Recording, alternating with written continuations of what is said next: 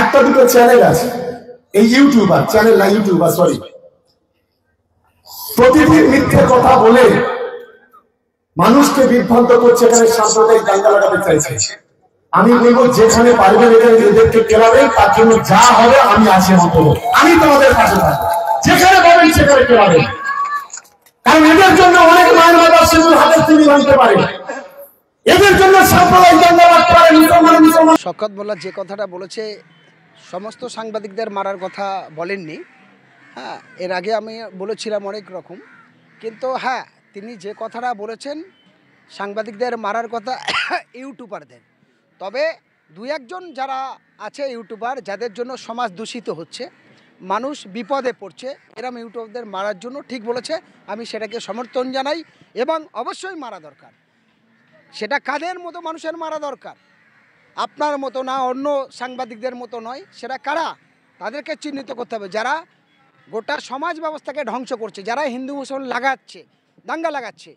তারা হলো যেমন রোজিনা, যেমন আরামবাগ টিভির শফিকুর, তারা নিজেরা বলছে নাম মুসলমান, কিন্তু নাম দাবি তারা মুসলমানকে বদনাম করছে, কারণ তারা বিজেপি আরএসএসের দালালি করছে, করে হিন্দু মুসলমান দাঙ্গা লাগানোর প্রত্যেকটাই করছে। আরে ভাই, এই বাংলার এত বাঙালিরা বাইরে গিয়ে রুজি রুটির তাগিদে মার খাচ্ছে, কই রোজিনার চ্যানেলে তো দেখায় না, আরামবাগ টিভি তো এগুলো দেখায় না। প্রতিনিয়ত আমাদের জেলায়, আমাদের রাজ্যে এই বাঙালিরা বিভিন্ন জায়গায় গিয়ে খুন হয়েছে, আরএসএসের দ্বারায় মানুষ খুন হচ্ছে, কই সেগুলো তো আরামবাগ টিভি দেখায় না, সেগুলো তো রোজিনার চ্যানেলে দেখায় না। তাহলে শওকত মোল্লা যে কথা বলেছে ইউটিউবারদের মারো, কেন বলবে না মারো? এরকম সাংবাদিক তো অবশ্যই মারা দরকার। আমিও বলছি রোজিনাকে মারা দরকার, আমিও বলছি আরামবাগ টিভির শফিকুর সাহেবকে যে অন্যায় করছে তার বিরুদ্ধে মারা দরকার, কারণ তারা সত্যকে সত্য বলতেই জানে না। ফলে মনে রাখতে হবে রোজিনাকে, মনে রাখতে হবে শফিকুর সাহেবকে, যে কুড়ুল দিয়ে একটা গাছ কাটছে, সেই গাছ বলে ওরে কুড়ুল তুই লোহা, তোর যতই ধার থাক না কেন তোর ক্ষমতা নেই তুই আমার কাটবি, যতক্ষণ আমার স্বদেশি ভাইকে তুই ব্যবহার করবি।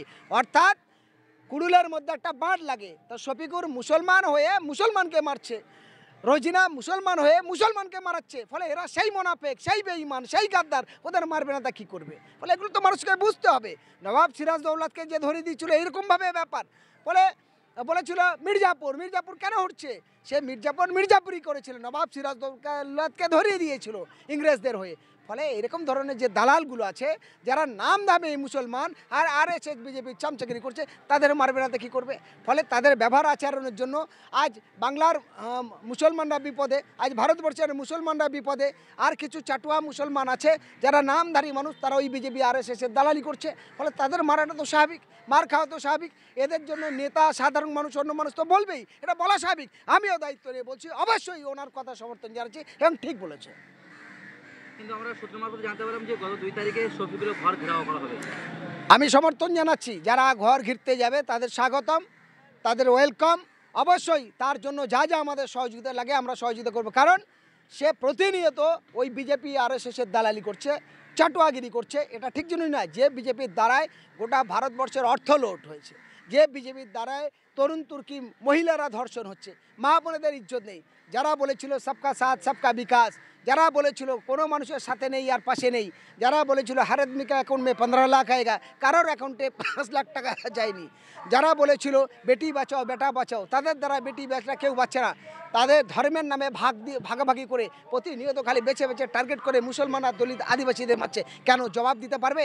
আজ শুভেন্দু অধিকারী, অর্জুন সিংরা নোংরা নোংরা কথা বলছে, ছাল ছাড়িয়ে দেবে, খুন করে দেবে, আল্লাহর নামে, হজরত মোহাম্মদের নামে অপমানজনক বলছে। কিন্তু তারা যখন মুসলমানদের বিরুদ্ধে এত কথা বলছে, তারা যখন তৃণমূলে ছিল তখন গরুর মাংসর হালিম খেয়েছে, ইফতার পার্টিতে গেছে, আজ সেই মুসলমান খারাপ হয়ে গেছে, তারা জাতি দাঙ্গা লাগাচ্ছে প্রতিনিয়ত, তার বিরুদ্ধে তারা কথা বলছে না। ফলে এই সাম্প্রদায়িক বিষ ওপড়ানোর জন্য ব্যবস্থা করতে হবে। এই বাংলার অসংখ্য হিন্দু, দলিত, আদিবাসী, মুসলমান তারা রুজি রুটির তাগিদে বিভিন্ন জায়গায় গিয়ে প্রাণ হারাচ্ছে, বাংলার মানুষ বড় কষ্টে আছে। এবং এই তো এসআইআর নিয়ে তারা কোনো কথা বলছে না, বাংলার মানুষের ব্যাপার নিয়ে বলছে না। ফলে পরিস্থিতি খুব খারাপ জায়গা আছে। এই জায়গা দাঁড়িয়ে আপনাদের বলবো, এই আরামবাগ টিভি বা এই রোজিনার মতো বঙ্গ নিউজের এরকম সাম্প্রদায়িক বিষ যারা ছড়াচ্ছে, তাদের বিরুদ্ধে সংগঠিতভাবে সমস্ত জাতি, ধর্ম, বর্ণ নির্বিশেষে সব মানুষের প্রতিবাদ করাটা দরকার। কিন্তু একাধিক সংগঠনের পক্ষ থেকে তারা স্টেপ নিচ্ছেন তাদের বিরুদ্ধে, এবং আপনার সংগঠন থেকে আপনি কি? আমরা তো বলছি যে যেহেতু অনেকটা দূরত্ব ওই এলাকায় আমাদের সংগঠন নেই, তারপরেও আমরা বলছি যারা যাচ্ছে তাদের ওয়েলকাম, তাদের ধন্যবাদ, তাদের সমর্থনে আছি আমরা তাদের পূর্ণ সহযোগিতা করব। ব্যাস এটাই আমরা চাই যে অন্যায়ের বিরুদ্ধে সবাই সংগঠিতভাবে প্রতিবাদ করুক।